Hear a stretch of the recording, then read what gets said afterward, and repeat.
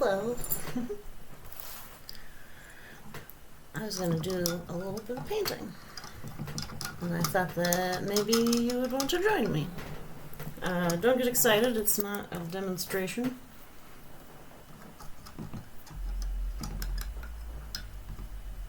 It is merely me messing around.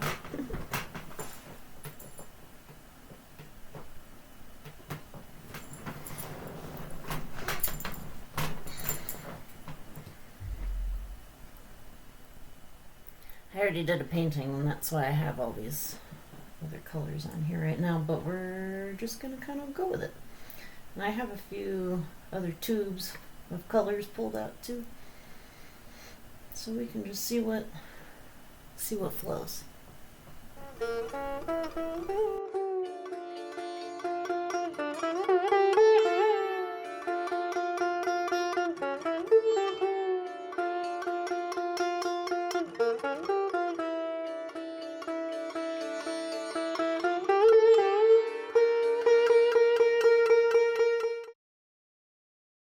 There's a lot of talk lately. I know people are focusing on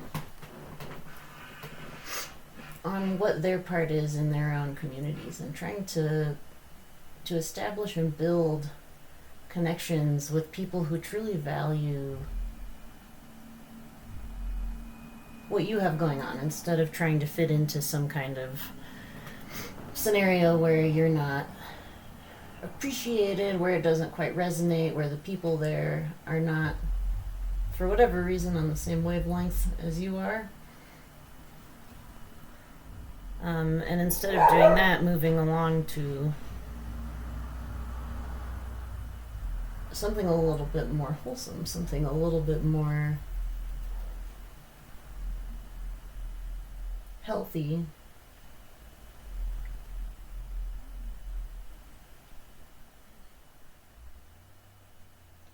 And thinking about that, we're often focusing on our own internal stuff, like how can we be the best version of ourselves for our collective. Well, we have to be good to ourselves. We have to be kind to ourselves. We have to learn how to listen to our own limitations, how to honor what it is that we really have to offer.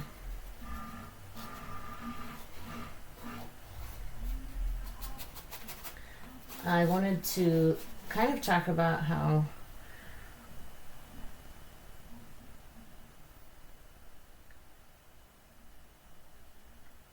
we do a lot of work to sort of shift away from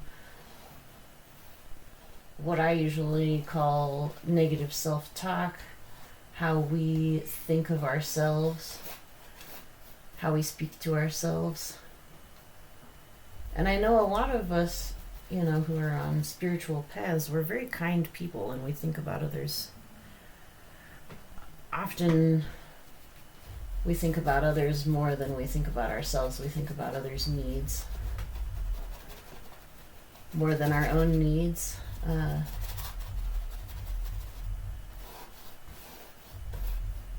And in a lot of ways, that is another shadow that we have to contend with. The shadow of the compulsion to make ourselves useful in order to be worthy of taking up space. Or the compulsion to be presentable. And to maybe hide parts of ourselves that are less palatable to certain groups, certain people.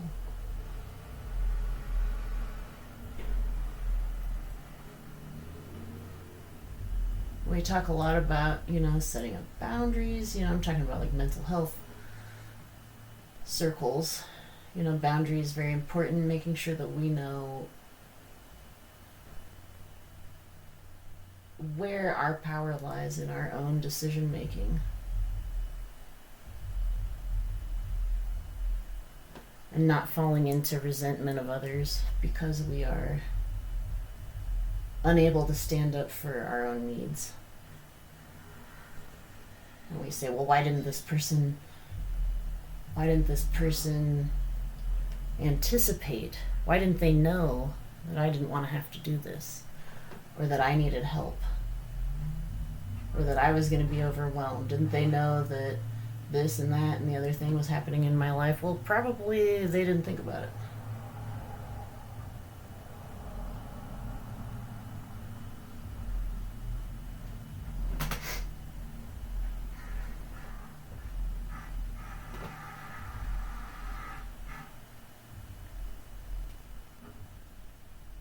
And yeah, shifting our negative self-talk, that's very important. I hear sometimes, though, people feeling the need to criticize others, feeling the need to let people know when they feel that they are behaving in a way that is inappropriate, or when they're being too something, too emotional, too angry, too whatever. And I invite us to question whether or not that is an effective way of walking through relationships. First of all,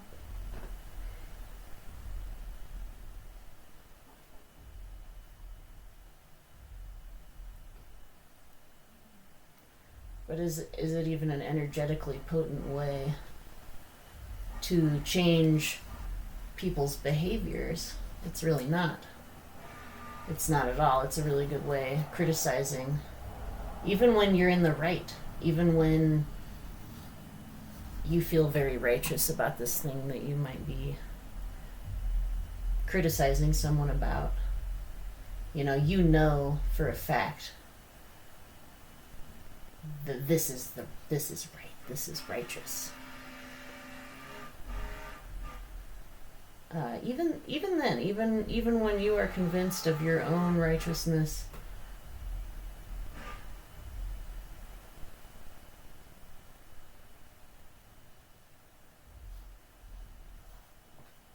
does criticizing and pointing out the flaws in another person ever really solve the problem in a constructive way? I suppose sometimes it does. Sometimes if you are in a situation or in a relationship where the other person is particularly receptive and can hear what you're saying in a non-personal way. But how often does that happen? How many people in your life do you have that kind of relationship with, where you could have an open conversation, where they would not feel attacked, where they wouldn't feel like you were on your high horse? Maybe you are. Maybe you're on your high horse.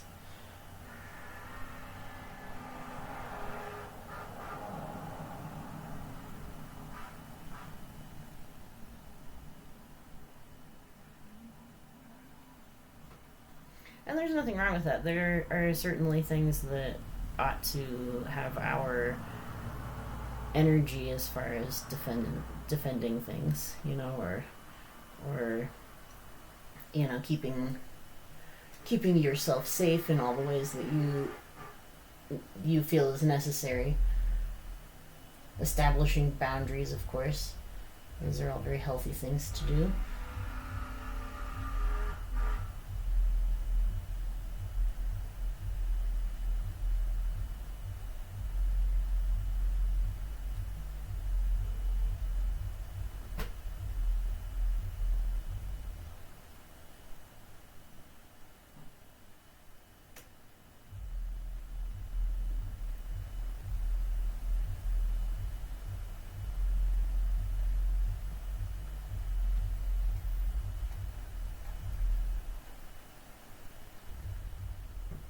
But when you criticize another person, what you're trying to do is you're trying to control their actions. You're trying to control their lives. You're trying to control their feelings.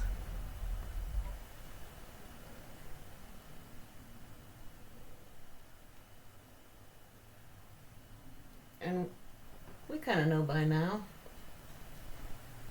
Or we're trying to learn. That trying to control other people's feelings and behaviors is really counterproductive. It's not a good use of energy. It is a waste of energy, really, because it really it can't be done. you can do a lot of things to control somebody's behaviors and somebody's feelings and actions for a certain amount of time, but it is first of all extremely psychologically damaging to that person, so I would not recommend it. But more than that, it just it doesn't work. There are better ways. There are better ways to go about getting your needs met, and to go about making sure that people know what your boundaries are, more than just criticizing. And when I say criticizing, I mean, just sort of when you're hanging out with, I see people doing it to their mothers a lot, and that's what bugs me. And I see mothers doing it to their children, which, it's sort of it's a self-feeding system, I imagine.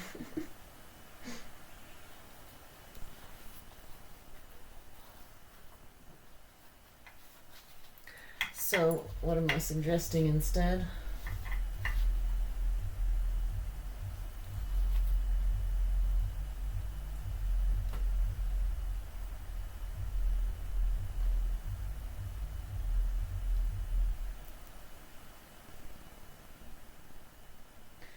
Well, if you're a spiritual person, which I imagine if you're watching my video, if you've stumbled upon here, you are at least interested in some spiritual matters. And I would offer that having faith in another person's journey, having faith that they will learn the lessons they need to learn when they are ready to learn them, is an excellent exercise in this sort of thing.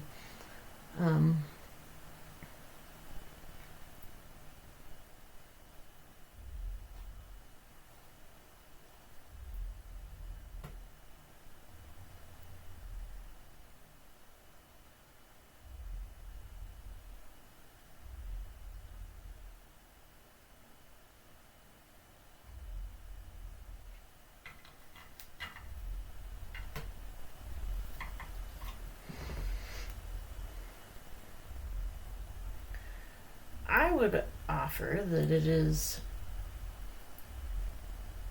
energetically sound for a person who is trying to lead a life of peace and tranquility. Like I know many of us are. Many of us would like peace and tranquility. We don't want to fight with people. We don't want to fight with our family members. We don't want to feel unappreciated. We don't want to feel like people don't respect our boundaries or don't care about what we have going on.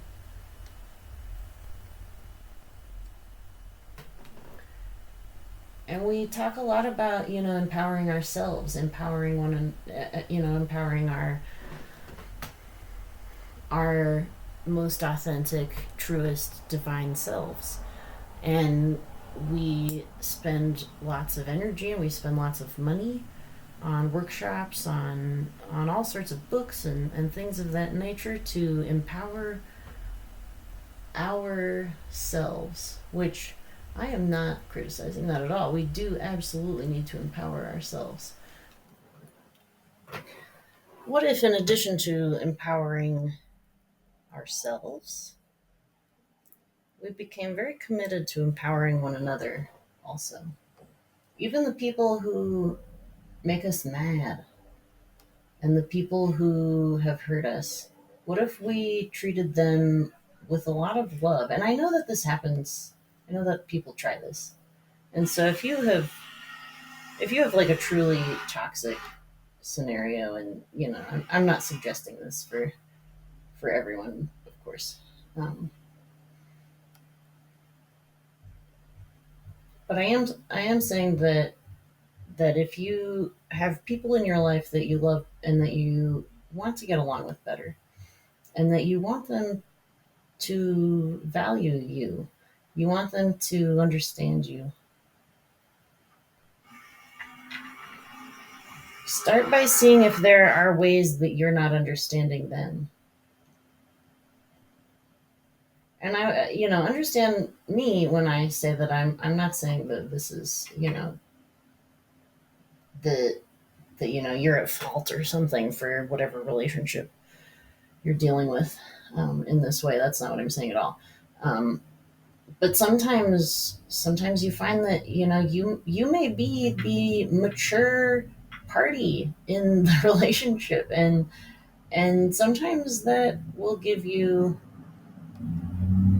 a place of, not really responsibility, because I believe you can do whatever you want in relationships. You can quit them if you want, if they're no longer serving you, in love, But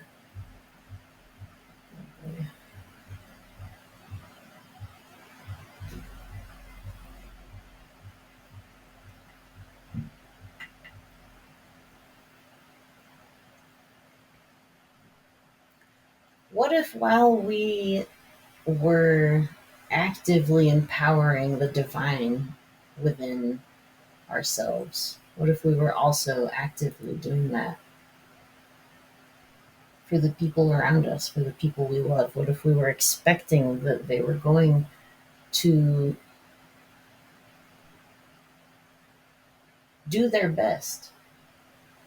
Because guess what?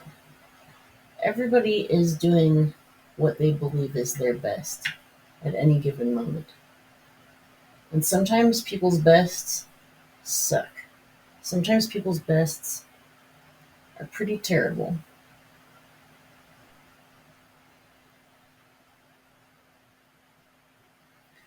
But if you love this person, these people, if you love your community,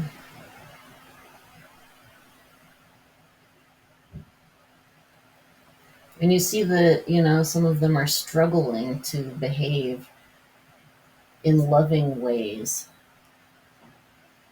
sometimes the remedy for that is to overload the situation with the love that you can provide.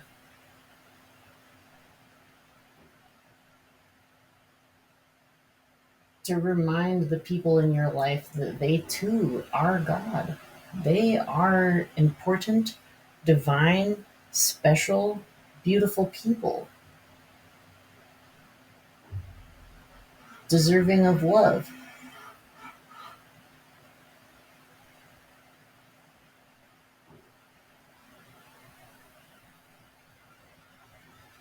And if you look back on your life and you look at the times when you felt the most like you needed support, what did you really truly need? Or when you were really excited about something and you wanted to share that with the people that were special to you. And maybe those people weren't very excited for you. Maybe those people poo pooed your idea or whatever. I've had that happen to me plenty of times, you know? And it doesn't feel good. It sucks. You want people to feel excited for you for the things that you're excited about. Are you that person? Are you the person excited for your friends and your family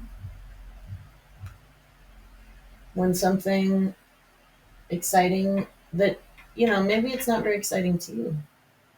Maybe you think it's boring. Maybe it's about stamp collecting. Maybe it's about something, I don't know, sports. If somebody's talking about sports to me, I'm not a sports guy, you guys. But if I had a friend who was really excited about some sports stuff, I'd probably sit there and listen. And I'd try and be excited for them. What I'm saying is that those times that I'm referring to, those times when you wanted to share something with the special people in your life, but you know, maybe they didn't respond in the way that you needed. You wanted to be seen.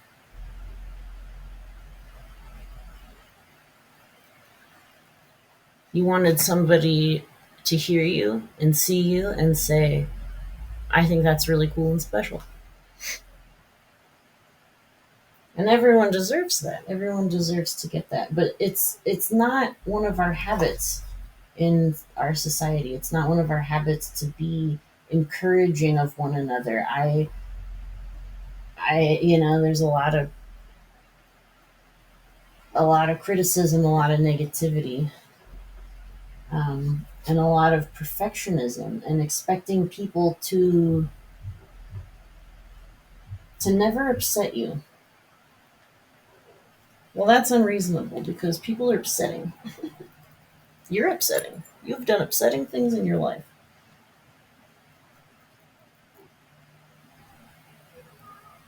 But you're still worthy of love. You're still worthy of community. You're worthy of respect and trust.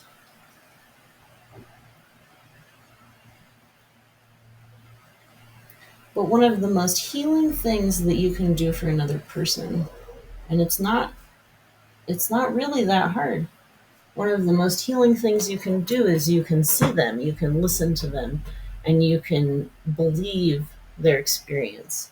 Even if you don't agree with what they're saying, or if you don't understand, at the very least, you can believe that what they're telling you is their experience.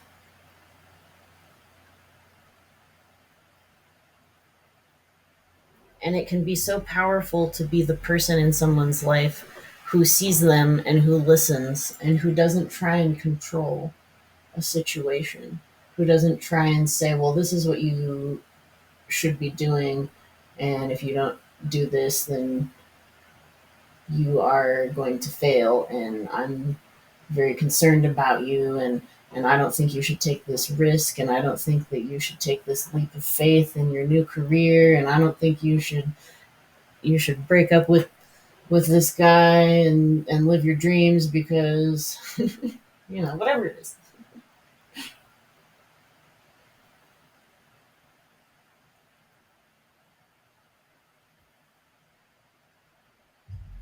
It's really powerful to be the friend that believes in you, that believes in people. And if you adopt this stance of encouragement instead of fear, because it's not your place to fear for another person. It's not necessary for you to fear even for yourself. And of course, there is a time and place for discerning advice. When there's a genuine need to give someone advice, that's also powerful. But it's so powerful to be the person who will sit and who will say, yes, yes, this is your feeling, this is your experience, this is your dream, and it's real, and you're not crazy, and it's not silly, and I believe you could do it. even if it's the stupidest thing you've ever heard.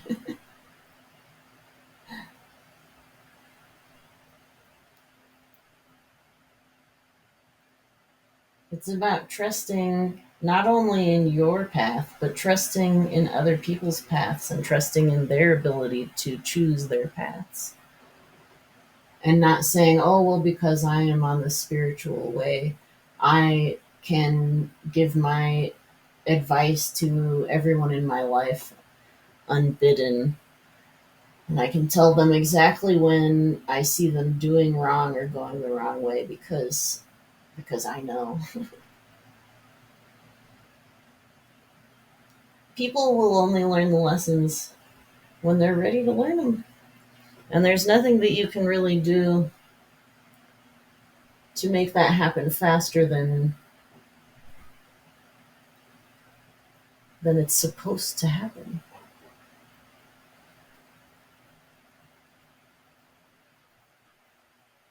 So why not be encouraging if someone wants to try something crazy? Be as encouraging with others as you want to be with yourself. Don't let your fears get in the way of other of people you love following their dreams, their passions, doing what lights them up because we need everyone getting lit up, man. We need it. The world needs it.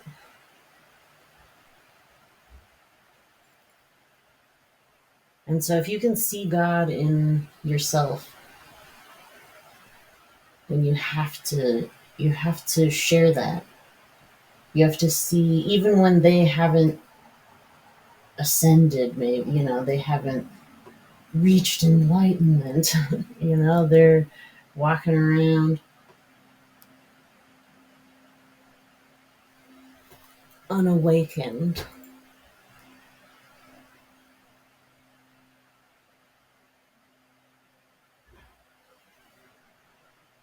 You have to trust in all the processes, your processes, their processes.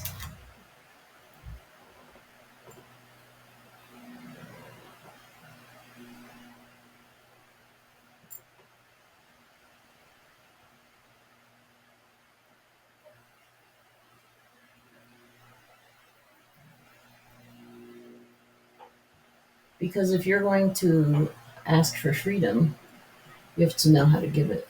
You have to know how to extend it.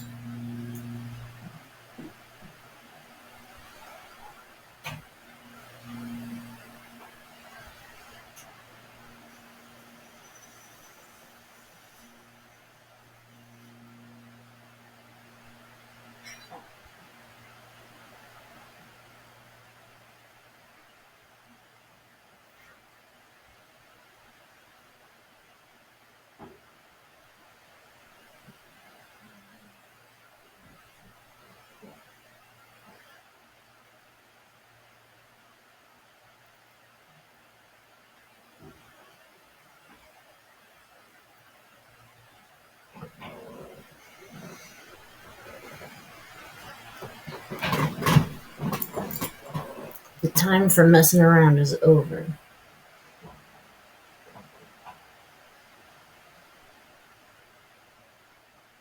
We gotta get real.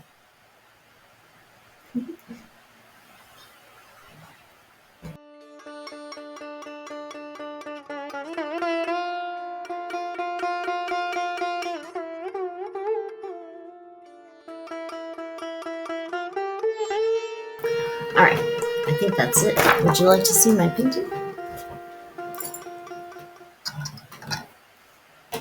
Just oh, the lighting got weird.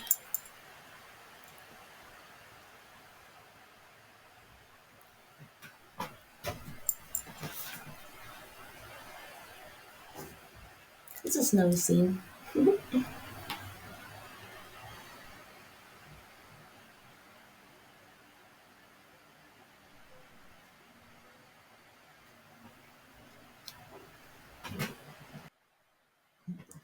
Thank you for watching. I hope you enjoyed that.